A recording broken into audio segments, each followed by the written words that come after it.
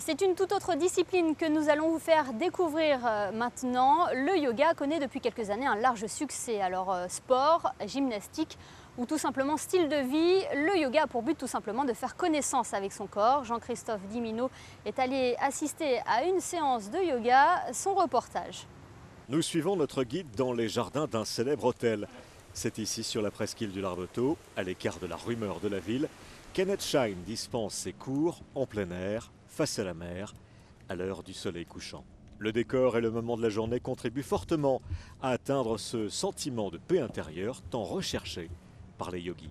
C'est vrai qu'ici on se croit en Floride et on essaie toujours de faire les cours à l'extérieur comme nous avons une superbe vue ici et respirer l'air pur, c'est très bénéfique pour la santé. Ça a l'air d'être très physique et c'est physique aussi, mais ça va beaucoup plus loin dans les subtilités, la maîtrise de soi, de son mental et aussi le contact avec son âme à travers la respiration. Pour pratiquer le yoga, a priori, il suffit d'un tapis de sol et quand même de pas mal de souplesse. Ce soir-là, c'est Vinyasa Yoga, un cours de yoga tonique. Annette prodigue ses conseils à une quinzaine de pratiquants de tout niveau, des fidèles pour la plupart. Je ressens de la paix et de la tranquillité. Grâce à ça, je cherche à transformer mon corps et à être en bonne santé. Ah oui? Et ça marche? Absolument. Ça ne se voit pas?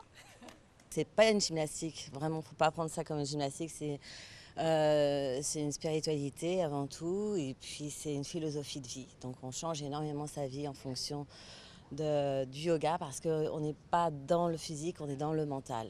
Donc on a une meilleure concentration, une meilleure respiration, une meilleure approche pour affronter les petits soucis de la vie des fois.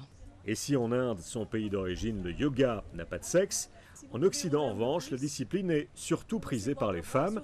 Seule exception de ce cours, Michael, qui pratique depuis 3 ans. C'est une famille, tout le monde se connaît, j'ai pris goût. Et le plus dur, en fait, c'est de tenir. La première année, c'est très dur à tenir. Et après, au fur et à mesure que je suis venu régulièrement, et puis ça m'a plu. Prendre du plaisir, gagner en souplesse et maîtriser sa respiration. Le yoga, c'est une philosophie qui demande beaucoup d'humilité et pas mal de patience. On compte pas moins de 84 000 postures différentes. Et pour ceux qui le souhaitent, vous pouvez sortir les bras.